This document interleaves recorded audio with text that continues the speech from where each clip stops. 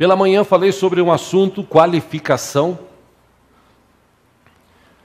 E quero pegar um gancho no final desta ministração, no que estudamos de manhã. O tema agora da noite é: quem és tu? Quem és tu? Já falei algumas vezes aqui de uma história de um judeu que na época de Cristo, ou depois de Cristo, na época de Paulo, ele se converteu e a sua conversão o levou a alguns lugares, e nesses lugares onde ele ia falar de Jesus, ele ia mostrar Jesus. Enfim, esse homem que, segundo dizem, conta a história, ele se chamava Quipá, já falei sobre ele aqui. Quipá, ele saía por cidades vizinhas de onde morava, aos fins de semana, durante a semana algumas vezes, para falar de Jesus. E um belo dia, numa de suas caminhadas, a noite chegou mais rápido, ele perdeu o caminho de onde estava, descendo do barco numa praia, escureceu. Ele tinha uma referência, mas por causa da escuridão ele perdeu aquela referência e começou a andar no meio dos caminhos. De repente, num determinado local, aquela opção esquerda-direita, sem referência, foi para a direita. Andando mais 1 quilômetro, ele encontra um grande forte romano, que haviam vários, em várias cidades naquela época. E quando ele está chegando perto daquela muralha de 7 metros e pouco de altura, alguém lá em cima grita: quem és tu? O que fazes aqui? E diz a história que ele pensou naquela palavra e, de novo, depois de 1 minuto, o segurança gritou: quem és tu? O que fazes aqui? E aí ele questionou e disse: ei, você que grita isso, quanto que você ganha para falar isso? O quê? Quanto que você ganha para falar isso? Quem és tu? O que fazes aqui? Ele disse: eu ganho R$200. Ele disse: pois eu quero pagar isso para você, para que pelo menos uma vez por semana você vá na minha casa pela manhã e grite no portão: quem és tu? O que fazes aqui? Para eu nunca me esquecer quem eu sou. Sou alguém que precisa de um Deus vivo, poderoso, sem Ele eu não sou nada. O que fazes aqui? Eu estou aqui para refletir a glória desse Deus. Por isso esse tema de hoje vem muito a calhar num tempo de ceia. Porque o livro de Romanos, capítulo 6, versículo 23, diz que o salário do pecado é a morte, mas o dom gratuito de Deus é a vida eterna em Cristo Jesus, nosso Senhor. Ou seja, se a gente olhar para nós mesmos, nós vamos encontrar pecadores. Apesar de viver num tempo de muita arrogância, de muito egoísmo, apesar de vivermos num tempo em que as pessoas estão se achando o máximo. Uma vez o Romário, enquanto jogador de futebol, ele disse: eu sou o cara. Ele não chegou aos pés do jogador chamado Pelé, que marcou sua época, e até hoje, em todos os cantos do mundo onde vai, é reconhecido. Ainda assim, o Pelé sempre procurou ser humilde. Tem muita gente hoje que está arrotando essa arrogância de dizer: eu sou, eu faço, eu aconteço, eu sou o cara. Se a gente olhar para a Bíblia, tinha um rei na época de Daniel, a gente já estudou sobre isso aqui anos atrás, esse rei chamado Nabucodonosor. Um belo dia ele recebe uma visão, um sonho, ele tem uma visão, e ele não tinha entendimento do que era aquilo, chamou os seus adivinhadores, seus magos, eles não conseguiram decifrar. Aí eles chamam Daniel, que era um homem que tinha algo especial de Deus na sua vida, e Daniel revela para ele: olha, esse reino grandioso que o Senhor está vendo, que o Senhor sonhou, esse é o seu reino. Mas o senhor tem que tomar cuidado, porque este sonho diz que o senhor vai acabar perdendo esse seu reino, nas palavras de hoje, se não baixar a sua bola. Cuidado, Daniel falou. Aquele rei guardou aquilo por um tempo, passado 1 ano, o reino dele cresceu, prosperou. Dali vem aquela história dos jardins suspensos da Babilônia, que isso foi construído naquela época, na Babilônia, onde o povo de Deus, ou parte do povo de Deus, estava preso. Daniel era um deles. E lá naquele lugar ele abre a sua janela real, olha todo o reino, todas as construções, olha tudo em volta, bate no peito e diz: eu sou o cara, eu que fiz tudo isso, graças à minha força, graças ao meu poder, graças à minha inteligência, tudo isso existe. E diz o texto de Daniel que naquele mesmo instante, Deus tocou na vida daquele homem como no estalar de dedos. Ele perdeu todo o seu entendimento, se tornou como um animal. Foi obrigado a ser levado para o campo. Ele viveu 7 anos no meio de animais, comendo as mesmas coisas que os animais comiam, crescendo as suas unhas, se transformando naquelas coisas horríveis, presas, como um animal, pelos pelo corpo. Diz o texto de Daniel, até que um dia, aquele homem cai em si e diz: toda honra, toda glória, todo poder, toda a criação pertence a esse Deus de Daniel. No dia que ele reconheceu isso, ele reviveu daquele martírio de 7 anos, voltou a se tornar rei e declarou: o rei, ou o Deus de Daniel, é o Deus verdadeiro. Ele faz o que lhe apraz. Ele tem poder para fazer qualquer coisa. Este é realmente o verdadeiro Deus. E a gente vive hoje num tempo dos caras que se acham o máximo, que se acham os poderosos. Aqui no Brasil mesmo, dia desses, ouvindo uma reportagem da Band News, faz uns 2, 3 meses, lá no Rio de Janeiro tem uns juízes que eles se identificam assim, tipo: você sabe com quem que você está falando? Teve eu citei aqui, meses atrás, uma agente de trânsito que multou o juiz que estava infringindo a lei, inclusive estava alcoolizado.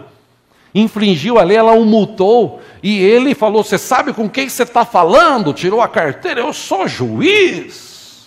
Se eu estivesse lá, eu falaria: grande coisa.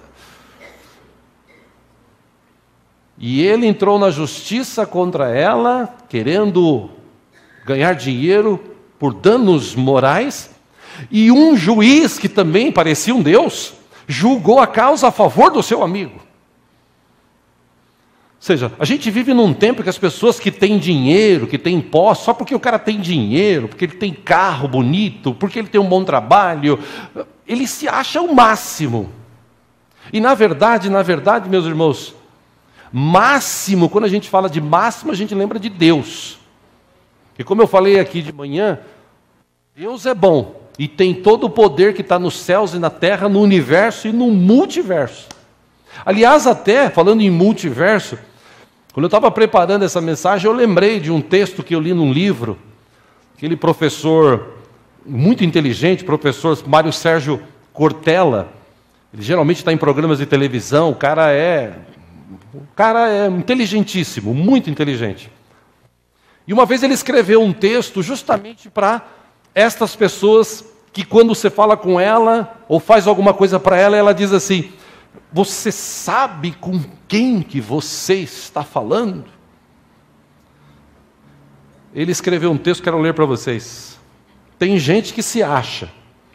Ele fala da física quântica, indicada para casos crônicos da falta de humildade. Quando se pensa e se faz o trabalho como obra poética, em vez de sofrimento contumaz, sempre vem à mente a questão do trabalho digno, isto é, aqueles ou aquelas que se consideram superiores, como seres humanos, apenas porque têm um emprego socialmente mais valorizado. Aliás, é sempre nesses casos que entra em cena o famoso "sabe com quem está falando?". Um dia, diz ele, procurei representar uma possível resposta científica a esta arrogante pergunta. E de forma sintética, registrei essa representação em um livro chamado A Escola e o Conhecimento. Parte desse livro, ou parte dessa história que ele escreve neste livro, ele diz o seguinte: hoje em física quântica, não se fala mais em universo, mas em multiverso. A suposição de que exista um único universo não tem mais lugar na física. A ciência fala em multiverso e que estamos em um dos universos possíveis. Este tem provavelmente o formato cilíndrico, em função da curvatura do espaço, portanto ele é finito e tem porta de saída, que são os buracos negros, por onde ele vai minando e se esvaziando. Até 2002, era quase certo que o nosso universo fosse cilíndrico. Hoje já há alguma suspeita de que talvez não. Mas a teoria ainda não foi derrubada em sua totalidade. Supõe-se, que este universo possível em que estamos apareceu há 15 bilhões de anos. Alguns falam 13 bilhões, outros 18 bilhões, mas a hipótese menos implausível no momento é que estamos num universo que apareceu há 15 bilhões de anos. E isso resultante de uma grande explosão. Qual é a lógica? Há 15 bilhões de anos, é como se pegasse uma mola, fosse apertando até o limite e se amarrasse com uma cordinha. Imagine o que tem ali de matéria concentrada e energia retida. Supostamente, nesse período, todo o universo estava num único ponto adensado, como uma mola apertada. Então alguém, alguma força, Deus, não sei, aqui a discussão é de outra natureza, cortou a cordinha. Aí essa mola, o nosso universo, está em expansão até hoje. E haverá um momento em que ele chegará ao máximo de elasticidade e irá encolher outra vez. A ciência já calculou que o encolhimento do universo acontecerá em 12 bilhões de anos. Aí ele diz, fica tranquilo que até lá você já está aposentado pelas novas regras. Você pode cogitar algo que a física tem como teoria. Ele vai encolher e se expandir outra vez. Talvez haja uma lei no universo em que o movimento da vida é a expansão e encolhimento. Como o nosso pulmão, como bate o nosso coração. Parece que existe uma lógica nisso. Os orientais, especialmente os chineses e indianos, capturaram em suas religiões aquela coisa do inspirar e expirar. E parece que há lógica nisso. A ciência tem isso como hipótese. Assim, há 15 bilhões de anos, houve uma grande explosão atômica que gerou uma aceleração inacreditável de matéria e liberação de energia. Essa matéria se agregou formando o que nós humanos chamamos de estrela, e elas se juntaram formando o que chamamos de galáxias, do grego galactus, leite. A ciência calcula que existam em nosso universo aproximadamente 200 bilhões de galáxias. Uma delas é a nossa, a Via Láctea, que é leite em latim. Aliás, não é uma galáxia tão grande. Calcula-se que ela tenha cerca só de 100 bilhões de estrelas. Portanto, estamos em uma galáxia que é uma entre 200 bilhões, num dos universos possíveis e que um dia vai desaparecer. Nessa nossa galáxia, repleta de estrelas, uma delas é o que agora a gente chama da estrela anã, o Sol. E em volta dessa estrelinha giram algumas massas planetárias sem luz própria, 9 ao todo. Talvez 8, pela polêmica classificação em debate. A terceira delas, a partir do Sol, é a Terra. O que é a Terra? A Terra é um planetinha que gira em torno de uma estrelinha, que é uma entre 100 bilhões de estrelas, que compõe uma galáxia, que é uma entre 200 bilhões de galáxias, num dos universos possíveis e que vai desaparecer. Aí ele diz, veja então como nós somos importantes. Aliás, veja como nós temos razão de nos termos considerado na história o centro do universo. Tem gente que é tão humilde que acha que Deus fez tudo isso só para nós existirmos aqui. Isso que é um Deus que entende de relação custo-benefício. Tem indivíduo que acha coisa pior, que Deus fez tudo isso só para essa pessoa existir. Com o dinheiro que carrega, com a cor da pele que tem, com a escola que frequentou, com o sotaque que usa, com a religião que pratica. Nesse lugarzinho tem uma coisa chamada vida. A ciência calcula que em nosso planeta Terra haja mais de 30 milhões de espécies de vida. Mas até agora só conseguiram classificar por volta de 3 milhões. Uma delas é a nossa, Homo sapiens. que é uma entre 3 milhões de espécies já classificadas, que vive num planetinha que gira em torno de uma estrelinha, que é uma entre 100 bilhões de estrelas que compõe uma galáxia, que é uma entre 200 bilhões de galáxias num dos universos possíveis e que vai desaparecer. Essa espécie, Homo sapiens, tem, até 2014, aproximadamente 7 bilhões de indivíduos. Um deles é você. Você é um entre 7 bilhões, pertencente a uma única espécie, entre outras 3 milhões de espécies classificadas, que vive num planetinha, que gira em torno de uma estrelinha, que é uma em 100 bilhões de estrelas que compõem uma galáxia, que é uma entre outras 200 bilhões de galáxias, num dos universos possíveis, e que vai desaparecer. Ele encerra dizendo, é por isso que todas as vezes que na vida que alguém me pergunta, você sabe com quem está falando? Eu respondo, você tem tempo? Que eu vou te explicar.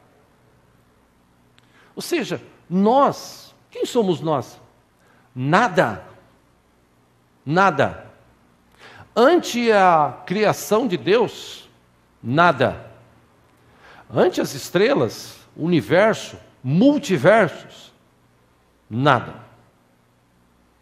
Por isso creio que o salmista Davi escreveu no Salmo 8, ele disse, versículo 3, quando contemplo os teus céus, obra dos teus dedos, a lua e as estrelas que ali firmaste, eu pergunto, que é o homem para que com ele te importes?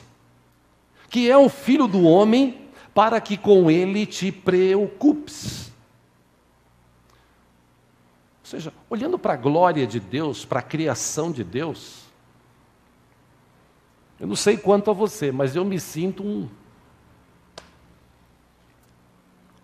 Por isso que eu não canso de me repetir, quando alguém chega assim, elogia, tal, você está, pá, beleza, tal. Esses dias um irmão falou para mim, falou, olha, não é para você se engrandecer, não, sou teu amigo, mas você prega muito bem, muito bem. Eu falei, pode falar, porque eu já estou vacinado contra isso. Deus usou uma mula para falar com um Balaão, não vai usar eu? Fica sossegado, eu já estou vacinado com isso. O problema é que a gente vive num tempo, os crentes, os cristãos, que se dizem crentes, que se dizem cristãos, discípulos de Jesus, só porque tem alguma coisinha estão se achando o máximo. E como eu disse aqui de manhã, quando Deus olha aqui para a terra, e olhou para esta terra, Ele não encontrou nenhum justo sequer. Nenhum. De manhã eu dei uma explicação antigamente para as pessoas ter contato com Deus, porque Deus é santo. Ele precisava estar qualificado a isso. E para ter essa qualificação diante de Deus, depois que Adão e Eva pecaram, porque Adão e Eva, antes de pecar, Deus falava com eles constantemente. Eles pecaram, saíram da presença de Deus, Deus é santo, Deus não compactua com o pecado, Deus odeia o pecado. Para se chegar diante de Deus é preciso estar santo, mas todos pecaram. Aí antigamente, na época de Moisés, Deus deu algumas determinações para o povo.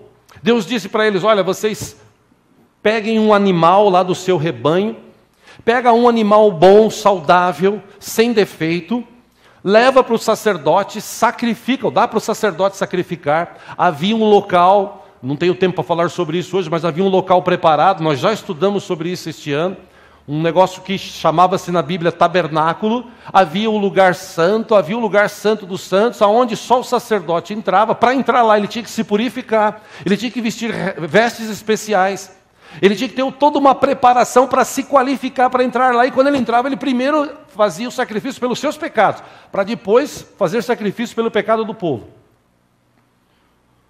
Só que com o passar do tempo, o povo, e eu sempre digo isso aqui, povo é povo, o povo foi se esquecendo de Deus. O povo foi se virando as costas para Deus. O povo foi deixando Deus de lado, relacionamento com Deus de lado, amor a Deus, gratidão a Deus de lado. Como acontece hoje.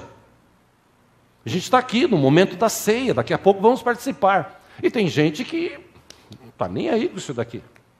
Lemos um texto de Malaquias de manhã cedo, capítulo 1, que, a partir do versículo 6 em diante, você que gosta de anotar e anote para você ler na sua casa, que Deus fala através de Malaquias para o povo: escuta, vocês estão pensando que eu sou o quê? Pega esses animais que vocês estão trazendo. Meus irmãos, eles estavam levando animal cego, manco e doente. Eles estavam levando esses animais para sacrificar. Tipo assim, perderam o sentido do que era fazer sacrifício. Era um sacrifício para que Deus perdoasse os seus pecados, para que eles pudessem se aproximar de Deus. E até que um dia Deus quer resolver este problema, se eu posso assim dizer. E ele precisava encontrar um ser humano, um Homo sapiens, um apenas, que não tivesse nenhum tipo de pecado. Porque, como dizia a regra, para um sacrifício tinha uma qualificação. Nessa qualificação não podia ter pecados, não podia ser um doente, tinha que ser alguém saudável e principalmente sem pecados. Quando Deus olha para a terra, Ele não encontra isso. Não, sequer. A Bíblia diz que Deus olhou para a terra e não encontrou um sequer. Ninguém tinha qualificação. Aí a Bíblia diz e ensina que Deus olhou, e Deus é bom, a sua misericórdia dura para sempre. Deus olhou entre bilhões de anjos, arcanjos, querubins, serafins. Deus podia ter escolhido qualquer um deles, como o povo fazia. Que o povo pegava o manco, o aleijado, o piorzinho, sacrifica lá para Deus. Que eu já falei aqui antigamente, nas igrejas evangélicas, hoje acho que isso não acontece muito, mas antigamente nas igrejas evangélicas, a pessoa que ia cantar, dar uma saudação, ele chegava na igreja, ele subia no altar já pedindo desculpa. Irmão, eu vou cantar um hino, mas é para a glória do nome do Senhor, não repara se eu desafinar, se eu cantar errado, às vezes eu esqueço a letra, me perdoa, meu irmão, tal, mas é para Deus, tá bom, é para Deus. E ainda usava essa expressão, fica espírito de oração. Até hoje eu nunca entendi o que é ficar espírito de oração, mas fica espírito de oração. Me lembro também uma vez, o missionário Manuel de Mello, enquanto vivo, Brasil para Cristo, estava lá na Pompeia e ele de repente dava aquelas cismas nele. Falou: hoje eu vou entrevistar quem tem sido abençoado aqui. Aí ele falou: vem cá, irmã, conta a bênção, irmã. Aí ela falou: ai, minha Nossa Senhora, acho que eu não vou conseguir. Ele falou: se converte, irmã, depois vem contar a bênção.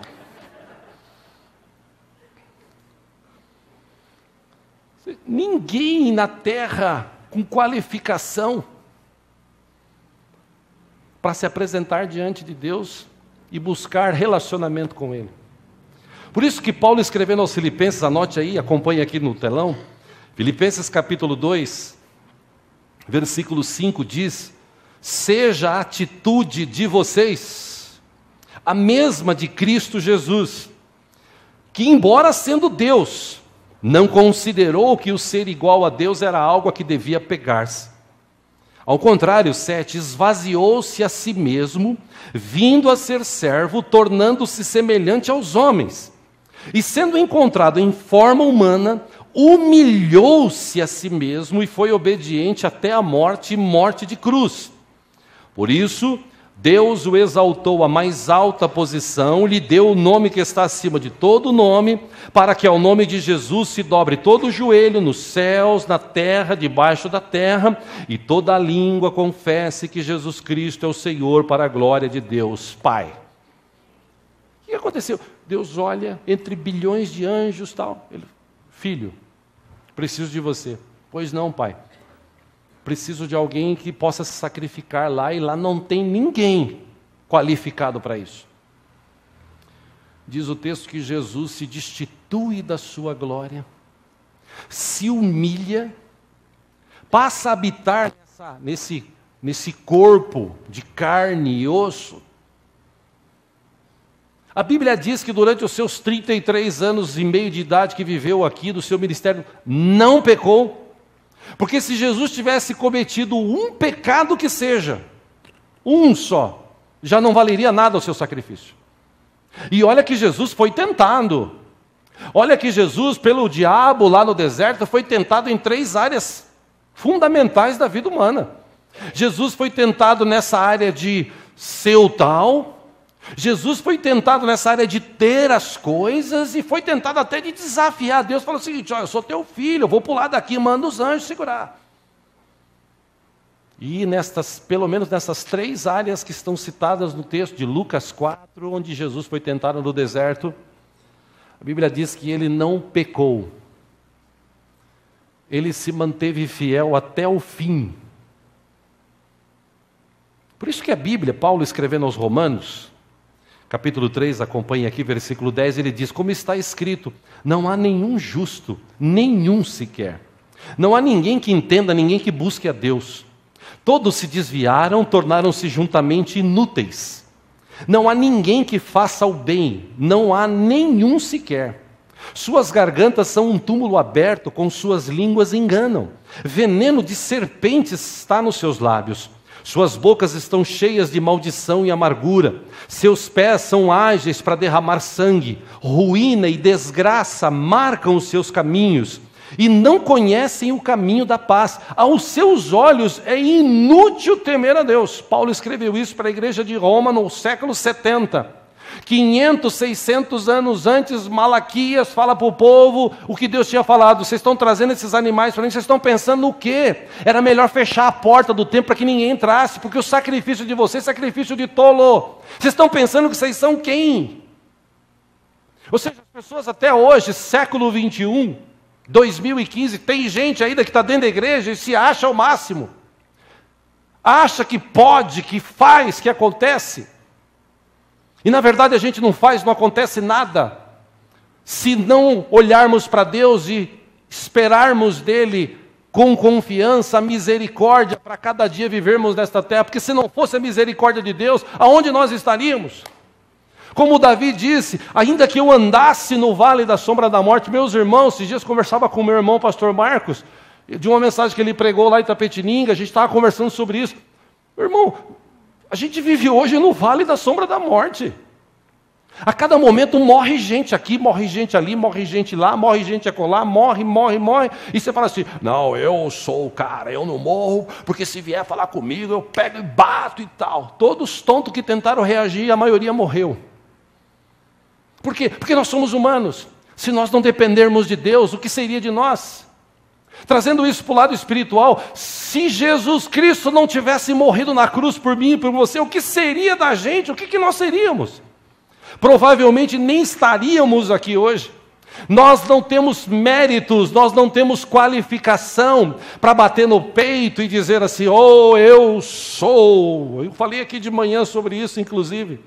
Lá em Israel tem um hábito dos judeus, eles não usam essa expressão: eu sou médico, eu sou advogado, eu sou diretor de uma grande empresa. Não, lá eles usam a expressão eu advogado, eu diretor. Por quê? Porque na Bíblia só tem um eu sou, esse é o nosso Deus. Quando Deus falou com Moisés, Deus disse: eu sou está com você. E nós aqui do Ocidente temos essa pretensão de dizer: não, eu sou advogado, eu sou dono daquela casa, você não tem nada, tudo pertence a Deus. Salmo 24, 1 e 2, a terra, a sua plenitude, o mundo e tudo que nele há, pertence ao Senhor. E Deus, na sua infinita misericórdia, permite que a gente viva aqui entre 7 bilhões de pessoas, num planetinha, essa espécie Homo sapiens, no meio de 3 milhões de espécies reconhecidas, num planetinha, junto a uma estrela pequena chamada Sol, num universo ligado a multiversos, onde tem 200 milhões de estrelas. E quando eu li esse texto do Sérgio Cotella, eu lembrei de um texto bíblico, que a Bíblia diz que todas as estrelas, todas, Deus conhece e chama pelo nome. Imagina 7 bilhões de um polvinho desse tamanhinho. Mas ainda assim, Deus ama tanto a gente. Fala para a pessoa do outro lado, meu irmão, Deus te ama. Mas não fala assim, Deus te ama. Fala com a boca cheia assim, Deus te ama.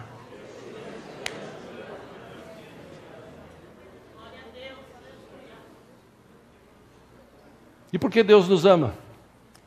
Porque nesse planetinha, nesse universo, nesse multiverso, e Deus está sentado acima de tudo isso, a sua glória está acima de tudo, sentado no seu trono de glória, com todo o poder nas suas mãos, rodeados de anjos, arcanjos, querubins, serafins, gritando, cantando, santo, santo, santo é o Senhor. Deus ainda olha para cá, não encontra um justo, mas ele fala, filho, vai lá. E Jesus vem, se humilha, se submete, morre, mas a morte não pôde segurá-lo, porque Jesus venceu a morte, venceu o pecado. Ele ressuscitou, Ele está vivo, tem todo o poder, está com a gente aqui nessa noite. A Ele toda a honra, toda a glória, todo o louvor, toda a adoração. Ele é o nosso Deus. Aleluia. Aleluia. Amém. Por isso que eu volto aqui no começo, o judeu Kipá. Esse um dia reconheceu. Quem és tu? Alguém que pela misericórdia de Deus existe nessa terra. O que fazes aqui? Estou aqui para servir esse Deus, para amá-lo, para honrá-lo, porque Ele é o Deus da minha vida. Se o dia que nós tivermos, ou o dia que nós tivermos esse entendimento, eu tenho certeza que a nossa vida vai melhorar e melhorar muito. Sabe por quê? Porque a gente acha que quando a gente começa a ter algumas coisas, e isso é um mal que não é de hoje, isso aí você pode ler na história da Bíblia. Bastou o cara ganhar bem, bastou o cara comprar uma casa na praia, no campo, bastou o cara ter uma boa casa, um bom carro, para ele já se, agora está tudo bem, Deus é bom, mas vou aproveitar. É só ter alguma coisinha.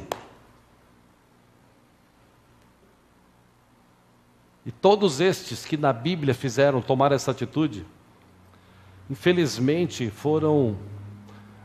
perderam tudo que tinham, foram provados e não foram aprovados. Porque a gente precisa reconhecer algumas coisas dentro de nós. Quem somos nós? De tantos textos que tem na Bíblia, eu encontrei um aqui que fala muito ao meu coração, que eu gostaria de repartir e ler com os irmãos, que provavelmente deveria ser a palavra que sai dos nossos lábios todos os dias diante do nosso Deus. Salmo 51, abra aí, vamos ler juntos.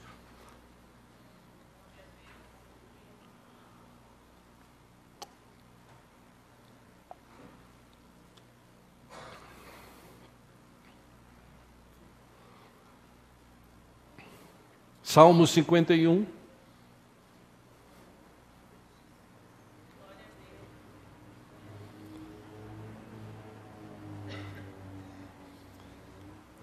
A partir do versículo 1, estamos falando de um cara chamado Davi.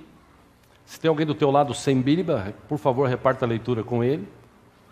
Um cara chamado Davi, que segundo essa própria Bíblia que você está segurando, diz que ele era um homem segundo o coração de Deus. Atos fala sobre isso. Esse homem chamado Davi, ele podia ter vários defeitos, como tinha. Ele podia ter cometido vários erros, como cometeu. Mas uma coisa Davi tinha de bom, talvez, creio, por isso, um homem segundo o coração de Deus. Porque nunca Davi disse, eu sou o rei. E olha que Davi foi tentado, hein? Porque diz os textos das histórias de reis, crônicas, que Davi saía para uma batalha, quando ele voltava, as mulheres cantavam, Saul, o rei, ele ganhou uma batalha. Davi derrotou 10 milhares. 10 batalhas. Ele podia chegar e falar assim: eu sou o cara. Saul, ó, eu sou. Não, não. Davi foi um dos caras mais ricos desta terra. Riqueza que foi como bênção, inclusive para Salomão, que foi o cara mais rico deste mundo. Davi, na sua riqueza, um belo dia ele reúne a comunidade e fala assim: gente, a gente está precisando fazer algumas coisas aqui na casa do Pai, gostaria de pedir ajuda para vocês. Deus, eu quero construir um templo para Deus habitar, não quero que Deus habite mais em tendas, queria que Deus habitasse num templo, vamos construir um templo. Só que Deus falou para mim que não vai ser eu, vai ser o meu filho que vai construir Salomão, quando ele for rei. Mas eu quero deixar as coisas preparadas. Então, gente, vocês podem trazer ouro, prata, bronze, madeira, vocês podem trazer o que vocês puderem aí para ajudar. Eu, como rei, vou depositar aqui 150 quilos de ouro, que eu quero ser o exemplo. Por isso que aqui na igreja eu sou dizimista, porque eu quero ser um exemplo para as pessoas.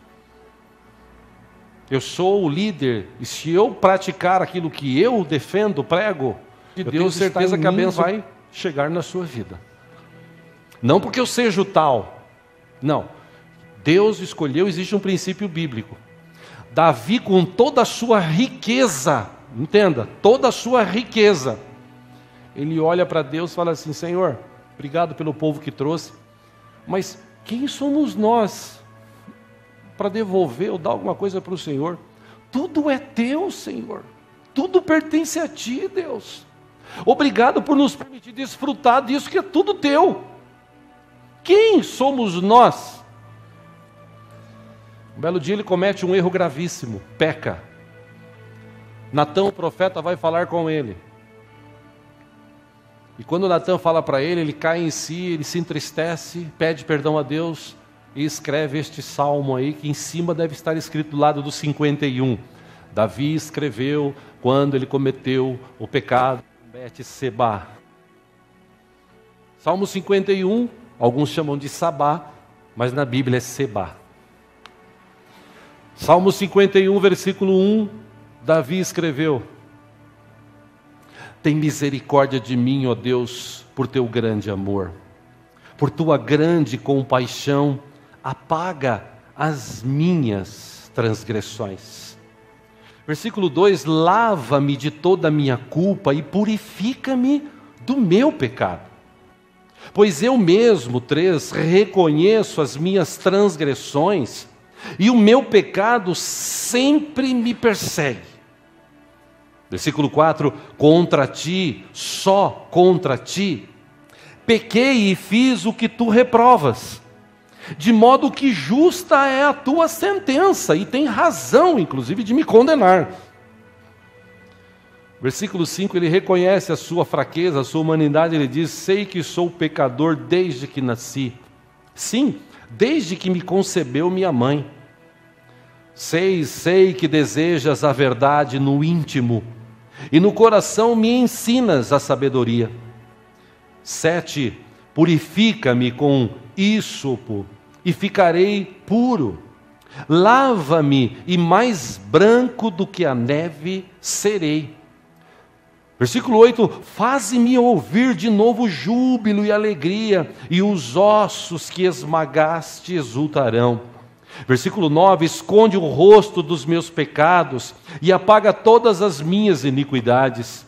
10, cria em mim um coração puro, ó Deus, e renova dentro de mim um espírito estável. Versículo 11, não me expulses da tua presença, nem tires de mim o teu Santo Espírito. Versículo 12, devolva-me a alegria da tua salvação, e sustenta-me com um espírito pronto a obedecer. 13, então ensinarei os teus caminhos aos transgressores, para que os pecadores se voltem para ti. Então ensinarei os teus caminhos, ó Senhor. 14, livra-me da culpa dos crimes de sangue, ó Deus, Deus da minha salvação, e a minha língua clamará a tua justiça. Versículo 15, ó Senhor, dá palavras aos meus lábios, e a minha boca anunciará o teu louvor. 16, não te deleitas em sacrifícios, nem te agradas em holocaustos, senão eu os traria. 17, os sacrifícios que agradam a Deus são o espírito quebrantado. Um coração quebrantado e contrito, ó Deus, não desprezarás. 18, por tua boa vontade faze Sião prosperar, ergue os muros de Jerusalém. 19, último, então te agradarás dos sacrifícios sinceros, das ofertas queimadas e dos holocaustos, e novilhos serão oferecidos sobre o teu altar. Trazendo para os dias de hoje, a gente não precisa mais fazer esse sacrifício, porque Jesus já fez o sacrifício na cruz por nós. Isaías, 500 anos antes, escreveu, profetizou: o castigo que hoje nos traz paz estava sobre ele.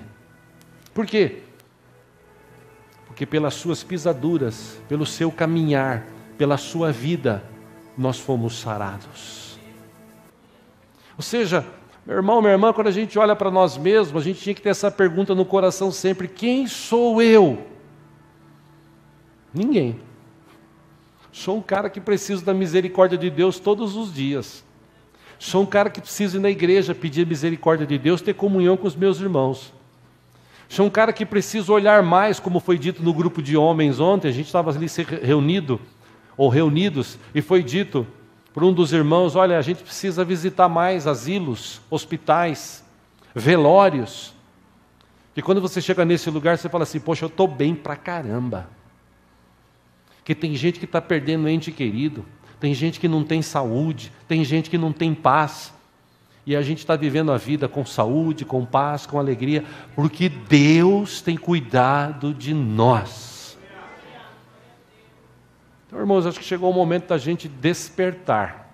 Davi, esperto, inteligente, com toda a riqueza, com tudo que ele tinha, ainda assim ele fala: Senhor, se o Senhor quisesse sacrifício, eu faria um monte. Mas o Senhor não quer sacrifício. O que o Senhor deseja mesmo é um espírito quebrantado. E eu estou aqui, Senhor, me quebranto diante de Ti, preciso da Tua ajuda. Tem muita gente hoje que acha que o seu dinheiro, que a sua vida pode lhe ajudar. Por isso que as igrejas estão cheias aí de pessoas buscando em Deus. Sabe por quê? Eu falei aqui de manhã sobre isso, encerro agora esta noite falando sobre isso. Você sabe como é que salva a pessoa que está se afogando? A pessoa que está se afogando, salva vidas na praia, ele vai por trás dela, dá um mata-leão, e a pessoa quase que desmaia, só não morre, acaba desmaiando. Depois disso, é que ele nada e puxa a pessoa. Porque se ele não fizer isso, a pessoa fica se debatendo. Se você for tentar salvar alguém que está se debatendo, você acaba afundando junto. Por isso que é necessário. É lógico que tem gente que aconselha: dá uma muqueta, pá, já tá, pá, tá, para o cara ficar calmo. Não precisa chegar lá no extremo. Mas Deus permite que a gente passe por situações, vivendo ali quase afogado, se debatendo, tentando sair. E a gente sabe que a gente não consegue, nós somos humanos, limitados. A gente está cheio de problemas, cheio de dificuldades, cheio de medos. A gente vive a nossa vida aqui nessa terra se achando que, irmãos, vamos baixar a bola, vamos olhar para Deus e depender dEle. Porque a Ele toda a honra, toda a glória, todo o louvor, Ele é que merece, não a gente. Tem muita gente que está se debatendo, querendo sair. Meu irmão, para de se debater. Deixa o Espírito Santo hoje tocar na tua vida e te puxar desse lugar que você está se afogando, tirar você daí. Se é que isso é possível. Se não, eu creio quando Jesus falou com Pedro, Pedro estava afogando. Jesus disse: ei, vem cá. Esse Deus vivo que a gente conhece, que se qualificou como homem, sem pecar, morreu, ressuscitou, está aqui, com a mão estendida, dizendo: para de se debater, eu quero tirar você daí. Ah, mas não tem mais. Não, mais, tá bom, então fica no mais. A hora que você estiver bebendo muita água, você fala, ai meu Deus! Aí Deus vem e tira você daí. Eu espero que você não chegue nesse negócio de beber muita água. Que conta também uma lenda, quando eu morava na praia, lá em Santos, nasci lá, quando eu morava lá, conta uma lenda que quem bebe muita água da praia acaba ficando louco. Acho que é por isso que tem muito louco espiritual por aí, né? Então o cara está bebendo água. E chegou a hora da gente olhar para Deus e falar assim, Senhor, quem somos nós? Nada. Se não for o Senhor, o que seria de mim? Se o Senhor não me sustentar, o que seria da minha vida? Se o Senhor não me der capacidade de produzir riqueza, como eu viveria? Se o Senhor não me desse saúde, não me curasse, quem seria eu? Não, eu sou... Não sou nada. Eu sou alguém que Deus teve muita misericórdia um dia. E eu repito aqui para gravar no teu coração. Um Deus que está acima de multiversos, cheio de bilhões de estrelas. Um desses multiversos tem um universo que é o nosso, que tem 8 planetas, tem um Sol, que é considerado uma estrela anã em relação às outras, e o Sol é, acho que 2 ou 3 vezes maior que a composição da Terra, se não mais. E nessa Terra tem 7 bilhões de pessoas, quer dizer, Deus sentado lá em cima. Eu sinceramente não sei porque que Deus fez tudo isso. Porque Paulo diz que o amor de Cristo nos constrange. Que Deus amou o mundo de tal maneira que deu seu Filho unigênito, para que todo aquele que nele crê não pereça, mas tenha a vida eterna. Por isso que eu não gosto de religião, eu gosto de Jesus. Jesus não é religião, Jesus é um estilo de vida. Amém? Feche os teus olhos por um instante em nome de Jesus.